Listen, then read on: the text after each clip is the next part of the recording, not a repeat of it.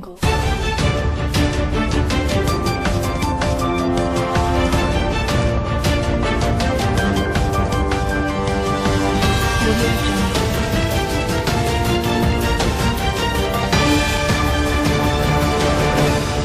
नमस्कार, Hindi news bulletin में आपका स्वागत है। मैं हूं बिपाशा पाल। प्रस्तुत हैं आज के प्रमुख समाचार। किसान नेता राकेश टिकैत बोले, किसानों को बर्बाद कर रही है केंद्र सरकार, लंबी चलेगी लड़ाई।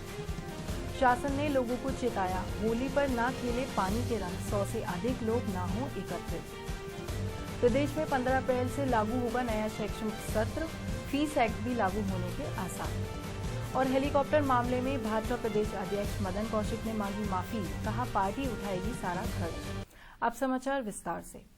3 कृषि कानूनों के खिलाफ हरबटपुर में हुई किसान महापंचायत में भारतीय किसान यूनियन के राष्ट्रीय प्रवक्ता चौधरी राकेश टिकैत ने कहा कि केंद्र सरकार किसानों को बर्बाद कर रही है।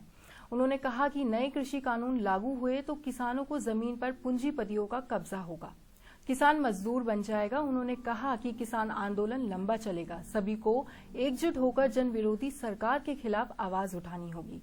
महापंचायत में उत्तराखंड, हिमाचल प्रदेश से लेकर यूपी से हजारों किसान पहुंचे। टिकैत ने कहा कि केंद्र सरकार के बनाए कृषि कानून देश में खेती को खत्म कर देंगे। इसमें पहले किसानों की जमीन पर पूंजीपतियों का कब्जा कराया जाएगा, उसके बाद किसानों को मजदूर बनाया जाएगा जो कारखानों में न्यूनतम वेतन पर काम करेंगे। उन्होंने कहा कि देश में कॉन्ट्रैक्ट फार्मिंग लाई जा रही है।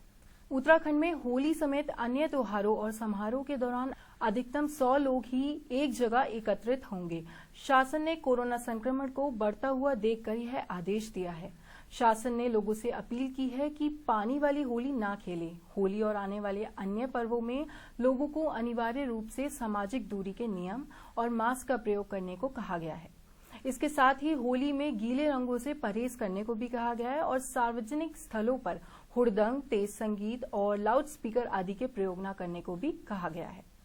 उत्तराखंड में स्कूलों में कक्षा 6 से 9 तक नया शैक्षिक सत्र 15 अप्रैल से शुरू होगा।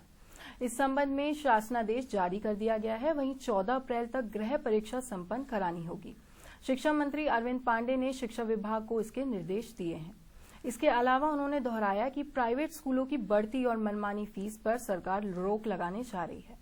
उन्होंने कहा कि इसके लिए इसी शिक्षा सत्र से फीस एक्ट लागू किया जाएगा और जल्द ही इस संबंध में सभी जिलाधिकारियों से रिपोर्ट भी मांगी जाएगी। मुख्यमंत्री तीरथ सिंह रावत ने कोरोना संक्रमण को देखते हुए अधिकारियों की ऑनलाइन बैठक ली। बैठक में उन्होंने कहा कि प्रदेश में कोरोना संक्रमण रोकने के लिए पूरी कोशिशें की जाएंगी। प्रदेश से बाहर जिन शहरों और राज्यों में संक्रमण तेजी से फैल रहा है, उन राज्यों को चिन्हित किया जाएगा और वहां से आने वाले लोगों को बिना कोविड-19 रिपोर्ट के प्रवेश की अनुमति नहीं दी जाएगी। कोविड-19 को लेकर लोगों में भय का माहौल नहीं होना चाहिए। सरकार ने लोगों के मन से इस भय को दूर किया है, लेकिन कोविड-19 के नियमों का पालन करना जरूरी है। प्रदेश में कुल संक्रमितों का आंकड़ा 99,258 पहुंच गया है। स्वास्थ्य विभाग की रिपोर्ट के अनुसार शुक्रवार को 13,246 सैंपल नेगेटिव मिले हैं। वहीं देहरादून और हरिद्वार जिले में संक्रमितों का ग्राफ बढ़ रहा है। देहरादून जिले में 65 कोरोना मरीज मिले हैं, जबकि हरिद्वार में 58, नैनीताल में 14, टिहरी में 18, अल्मोड़ा और पौड़ी में 5-5, बागेश्वर में 1, चमोली में 4, रुद्रप्रयाग में 3, उधम सिंह नगर में 7 और उत्तरकाशी में 6 मरीज सामने आए हैं। चंपावत और पिथौरागढ़ में एक भी मरीज सामने नहीं आया है। भाजपा प्रदेश अध्यक्ष मदन कौशिक ने बागेश्वर हेलीकॉप्टर विवाद और गार्ड ऑफ ऑनर मामले में माफी मांगी है। उन्होंने कहा कि हेलीकॉप्टर का पूरा खर्च भाजपा वहन करेगी। मीडिया से बातचीत के दौरान मदन कौशिक ने माफी मांगी। प्रदेश अध्यक्ष मदन कौशिक ने बताया कि सल्ट उपचुनाव के लिए उम्मीदवार की घोषणा जल्द की जाएगी। भाजपा के 6 नेताओं को इस चुनाव की जिम्मेदारी दी गई है। गौरतलब है कि सल्ट उपचुनाव 17 अप्रैल को होगा। इसी के साथ आज के समाचार समाप्त हुए। आप हमारे YouTube चैनल उत्तरजन टीवी को सब्सक्राइब करें और बेल आइकन दबाएं। नमस्कार।